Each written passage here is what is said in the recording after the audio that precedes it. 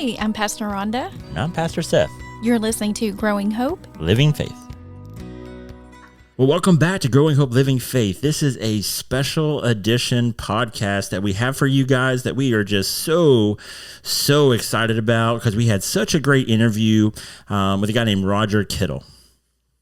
Yes, Roger Kittle. He's coming up on about 50 years of ministry, and his story was so inspiring. As a pastor, I was very inspired, but I loved how he shared about how he came to faith in Christ. That's a beautiful story, and how God called him into ministry. He has served in local churches in, close to Chattanooga, North Georgia, Chattanooga, and at the very heart of his ministry is discipleship, and he shared so transparently about the things that God has done through discipleship. And I think when we hear the word discipleship, I think we have a very limited understanding. We think of Bible studies and growing in knowledge, but he really talks about how God has used him to reproduce disciples, how disciples should be making disciples. And that's the heart of his testimony. And my goodness, you're going to be in for a treat. Hang with it. All the episodes are coming out today,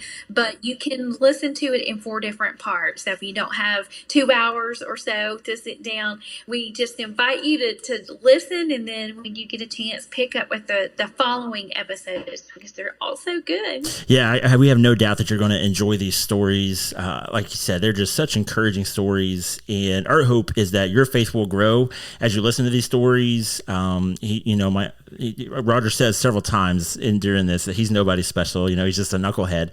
But the beauty of a lot of these stories and the reality of being used by God is that he's just a vessel that has been willing. And so it starts from the very beginning. And it goes all the way through the end. And so, like you said, if you can't sit down and listen to all of it in one go, that's why we kind of broke it up for you. But man, please come back and listen to these stories because I think it will grow your hope and then essentially will help grow your faith that we should be living out on such a deep level. And all of this points to that. And we were just, it was such a great conversation. And we're glad that we get to bring you along and be a part. So let's get to part 1 of our interview with Roger Kittle. Well, we are excited to have you here, Pastor Roger. I call you Uncle Roger. But just for our audience, they may not obviously know you. Just tell us a little bit about yourself, who you are, where you're from, just some of those kind of things. Well, I was born in Paducah, Kentucky, but only lived there till I was 3 months, and but was raised here in Walker County since I was 5 years old. And God called us away about 10 years ago to live in New Mexico among the Navajo folks, and we live on the property of Four Corners Home for Children. That's awesome. And so you've been a pastor, I guess, most of your life, I would imagine. I know you've done a lot of things. I know you've done a lot of artwork and painting and a lot of different things. Probably people have seen billboards from back in the day if they live in this area that you painted back in the day. But you are a pastor. So how did you get into pastoring? Well, I have to start when I was 9 years old. Can I go back that far? Sure can. Go back as far as you want. Now, the reason why I say that, I grew up in a denominational venue that didn't have a whole lot of, let me just say this about discipling people. It was zero happening. And going to church every time the doors was open is about the best that was going on at the time. And as a result of that, a lot of people that I've been around in my life had the same experience, and maturity, growth in Jesus was very slow for most people that I was close to. And so at age 9, my family didn't go to church. My dad was an alcoholic, and he died when he was 42, and I was only 14 years old. And But my grandmother, my mom's mom, she started coming to pick me up for church when I was 9 years old, and by age 10, I came to understand that I was in need of a Savior. And so, and I say that because I know a lot of people, if you've not been to Bible college or seminary, you feel like God doesn't have any ministry for me, but every follower of Jesus is a minister of the gospel of Christ. Right. And I say that because my grandmother's ministry was picking a 9-year-old kid up from a trailer park in Lakeview. And so God that was her ministry. And the only thing that probably that she ever did in reaching out and feeling like she was being used of God. So I say that so that people will understand that there's something that we can all do, and our ministries don't have to look alike. And so by age 10, I come to faith in Jesus. And through a series of other things that happened, I came to understand even at age 13 that God would have me be a preacher someday. And then the next year, my dad passed away when I was 14. And without any mentors or disciple makers in my life, that my spiritual life began to look like a roller coaster. And so that's the reason I want to mention that up front. That's my focus today. I'm 72 years old, and I've pastored off and on since I was 24. And so not seeing a great deal of spiritual maturity in many of the people that we pastored, and it just wasn't happening. You know, people go to church and they go home and then live their life and then come back to church. I don't see that in the Bible. Right. And so anyway, that's my main focus today is I want to spend time one-on-one or 2 or 3 or 10 or whatever till Jesus calls me home, but making sure that people understand there is a ministry that God has for each one of us, and it's called life, just living for Jesus. When you talk about discipleship, I do think that is a valid issue that we still see today. I think that's still a lack of discipleship is still an issue when you were talking about how people go to church and they show up on Sunday, then they go home to live their lives. I think that, for my whole life, that's what I have seen throughout my whole Christian life as well. And as a pastor, I'm still seeing it. It's like we check it off of our to-do list, and we go back to living our life. So explain to me how we can change that. And we might have to, I don't know, we might have to divide that up in segments, but what are some practical ways that we can do better with discipleship? One of the things that over the past couple of years that a question I start asking people when I'm talking to them. I know they're Christian, I know they're believers, but again, not being bold in their faith to talk about their faith with people. The Bible tells us we ought to be ready to give an answer for the hope that lies within us, and most people are not ready. I've been asking folks lately, would the rest of your life, what do you see yourself as? Do you want to be a thermometer or a thermostat? And, obviously a thermometer only records, what the atmosphere is, has no control over it, doesn't change anything. And most of us live as thermometers, that we're just there and we're reading what's there and we're a part of what's there. And I've been encouraging people, I said, we need to be thermostats because a thermostat has control over. And when I talk about control, I mean the most powerful person in the universe lives inside of every believer, and and so we can be the thermostat that God can use. We need to take control of the conversations. We need to take control of things happening around us, and and that we're asking God to help us to do that. Now, it's not going to just automatically happen. You have to be ready. I tell people when we go, my wife and I go out to eat, we don't always do this because we're not perfect and don't think of it. But we oftentimes will pray for whoever's going to be our waitress or waiter, and that, that God help us be ready if there's to be a situation where we will talk to people. And so we start praying before we ever meet the person, and oftentimes, things get said that need to be said. One of the other questions I like to ask today, what's troubled me for years is that, and when we come back into Georgia here every year, and we're here for at least a month, and I'll spend time with Christian people. Oftentimes men, we'd be pitching horseshoes or cooking out or, doing something together, sitting out in front of an ice cream shop. And in the process of being there and being with people for 1 or 2 hours, what's troubled me is Christian people sitting and talking. We tell all our stories, hobbies and grandkids and what we did for a living and the weather and sports and all the things and nothing evil and bad. But you could be with people for 2 hours and God never be brought up. And so I've started asking when I get with folks like that, and I tell the stories. I've got stories from growing up, and things that happened and, neat things. But I started asking, like looking at you, Seth, I say, hey, you know what? I've known you for a long time, and I've never heard. Could you tell me your come to Jesus story? And, of course, everybody's shocked the minute you say that, and they just freeze. And I've started asking people that question, and when they freeze like that, but then they start talking, and next thing you know, they're telling me the story in 5, 10, 15 minutes worth of things that happened to them that caused them to come to faith.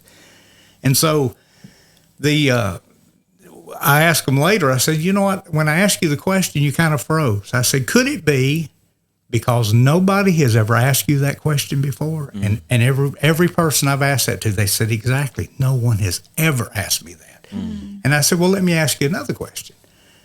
Has your wife ever heard this story that you just blessed me with? And every person I've said that to drops their head and shakes their head no.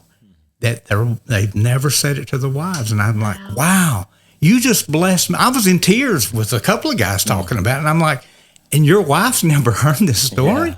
And I said, well, then it's probably a pretty good indicator that your children have never heard the story either. And you know what?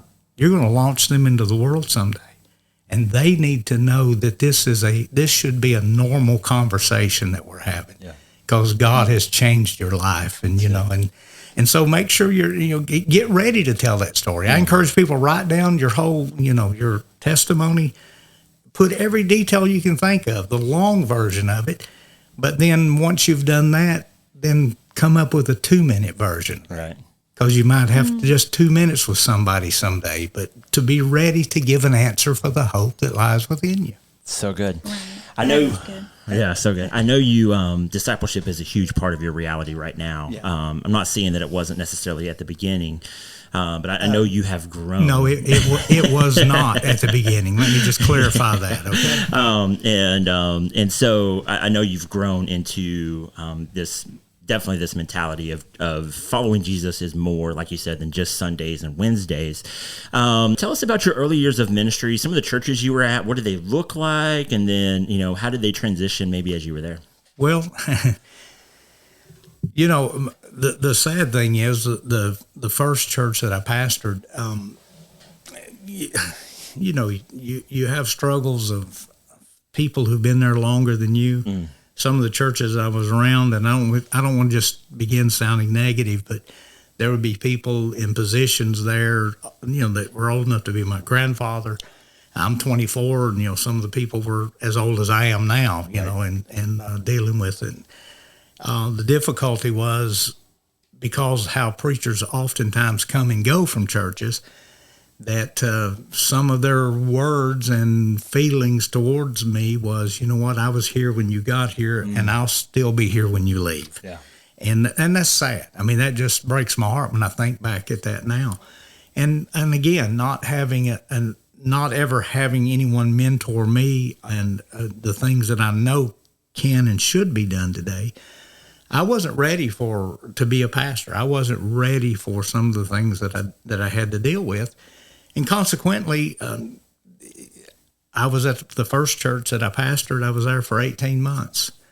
I saw 18 people come to faith in Jesus, come forward to an altar and prayed with them. First time ever praying, to know the Lord. And that was amazing. I mean, to me, to watch that happen. But when I walked away from that church, sadly, I walked away and just kept walking. And spent the next 4 years of my life, what I call today, I was stuck on stupid. That was that phase of my life, and I just changed jobs in the working world, and people didn't know me, and I just became a chameleon that could just kind of hide. Nobody knew I went to church. Nobody knew I'd been a pastor. Nobody, anything, and so it was easy to hide. But when you hide like that, you start being a chameleon. You start taking on the traits of people, and some of my language, some of my activities and things began to be what they shouldn't have been. But it made it easier to hide that way. And God got my attention, though, because I fell about 30 feet off of a billboard one day. I was painting billboards for a company in town, and God began to get my attention at that point, and very glad that he loved me that much, that he allowed me to fall. I mean, I think that's a lesson to all of us pastors going into a first church scenario, because it is hard, because there are people that, like you said, that have been here before you got here, and I'll be here when you leave. And but I do think, when you were talking about how 18 people came to the Lord during that pastorate, that's a big deal. Sometimes I just long to see that. I don't think we see a lot, especially in churches that are older. They've walked with the Lord longer than you've been alive sometimes, and you just long to see people really come to faith and, place their faith in Jesus. So that's cool in and of itself, 18 people in that short amount of time. The sad part of that to me, and certainly I'm thrilled that people came to faith that way, but when you have the missing element of discipling people, the way that, you kind of tell people, the only discipling for me was, hey, be in church every time the doors are open, and read your Bible, and say your prayers, and be a witness to your neighbor. And I'm like, what does that even look like? Number one, show me. And I wasn't seeing much of that either. Yeah. So it's like, and so here was this big thing on you, and you feel so guilty because I'm not being a witness, and I don't even really know what that means. And so consequently not passing that on to people, and not seeing. I've talked to several pastors over the years, in the past couple of years, one or two in particular that had the same story, and that was, the one regret of their ministry was that they did not see maturity in the men of their church like they wished they could have. And for those two churches, and for myself, that's my one regret. The reason for that is that there was no plan, there was no model of discipling people and helping them come to maturity. And, of course, you look in the Bible, and it's all over the place. That God was doing that kind of thing. When I went to the second church that I pastored, began, one of the things, and I've not seen this duplicated, and I've not duplicated it before, but went to a church where there was like 50 in Sunday school and not many more in the church service on Sunday mornings, and people began giving me names of their family and friends that did not yet know the Lord, and I was putting them in on a little piece of paper in my Bible. And one Wednesday night we went, and I don't know how all the churches you've been a part of is, but Sunday morning that's the main event, and you come back Sunday night and that's a smaller main event, right? And then you come back Wednesday night and that's a tinier main event from Sunday. You're going to sing, you're going to, prayer request probably is the one different thing on Wednesday nights. Right. But you're going to preach or teach a message or something, And so I came with my little 3-point outline, and I'm about to get up there on a Wednesday night in the second church that I pastored, and I opened my Bible, and there's that list, and God broke my heart I had probably about 40 names on a piece of paper, and I looked at those names, and it was just overwhelming to me that if any one of these people died right now, they probably would not be with Jesus. Mm-hmm. And so that night, I just told folks as they come in, I said, you know what? We're not coming to the choir. We're not going to teach. We're not going to do anything else tonight. I said, I've got these names that many of you have given me these names. And I said, we're going to spend the time tonight. I want you let's all come to the altar. I'm going to read these names out loud, and we're just going to spend a moment praying for each person. Mm. We started doing that, and before long, I had 70 names on this list. And just a little bit of time, people kept coming to me, and every Wednesday night for the next few months, we did nothing else, and people are looking at you funny, like, well, we usually sing, and I'm like, no, That's not what we're doing tonight. And I started sometimes I would have the names on a piece of paper and divide them. And as people walked in, I said, here's the person you're focusing on tonight, and we're going to come forward. We're just going to pray. And when we get through praying, we're going home. And so over the next few months, that list, I began to look because here's the date. They gave me the name, and here's the date somebody came to faith. And it was and over half of these had come to Jesus. Wow. And some of them didn't even live in the area. I'm talking about they lived in Atlanta or Colorado or somewhere. Right. And, and things started happening in those people's lives. One man told me his brother-in-law lived in Atlanta, near Atlanta. And he was driving home one day on a Saturday, and his name's on our list. We've been praying for him for months. And all of a sudden, the man, he was driving home on a Saturday, and it was like he called his brother and said, hey, or his brother-in-law, and he said, hey, I was driving home and down the highway, and all of a sudden I heard somebody like they were in the truck with me say, stop. And he said, I just stopped, and I pulled over, and it was like, what? And he was looking around, what in the world's going on? And he looked to his left, and he said, there was a church. And he said that what I heard, and he said, I don't know what it was. He said, but it was like, you need to go there tomorrow. And he said, you know what I did? I went there tomorrow on Sunday. He said, I went there. He called him on Sunday night, and he said, and I went forward. Wow. And I asked Jesus. So those kind of things were happening. And I'm like, wow, this is incredible. Wow. And that church grew from 50 in Sunday school to 120 in Sunday school in just a few months' time, and had almost 200 people in the church. And anyway, then we faced a bigger thing, and I don't know if you want to talk about that, but you may have something more. No, go. Well, I'd never faced anything like that. The church was full.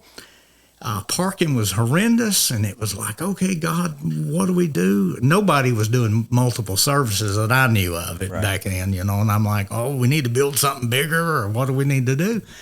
And when I tell the story now, and I won't get into all the details because it's really sad. But when I tell anything about it, like I'm saying now, it's kind of like God said, hey, don't worry about your parking problem. I've got that handled. Come next week, I'll take care of your parking problem. And what developed over that was the revealing of a racial issue in all of our minds. If you'd asked me prior to that, are you prejudiced, towards anybody of different color? And I would say, well, goodness gracious, no. I'm a preacher. I can't, But you know what? Over the next few weeks, one of the names on the list, a young lady that their family was in the church. And her brother called me one day and said, hey, my sister wants to come to church. And I said, wow, that's great. And he said, well, what do you mean? And I said, well, her name's on the list. I said, you know what that means? She's about to get saved. We've been praying for her, and every Wednesday night, calling her name out. And so he was like, okay, well, yeah, you're right. And so anyway, but, she came a few times, and then all of a sudden, one Sunday she comes in after coming 2 or 3 times, and she walks in with her boyfriend, and he happened to be black. And so in the process of that, God revealed, okay, our church was kind of got real quiet as they came in. We're all singing, and anyway, things just got kind of haywire all of a sudden, and I'm sitting on the platform looking at all of this happening, and I'm like, what is going on?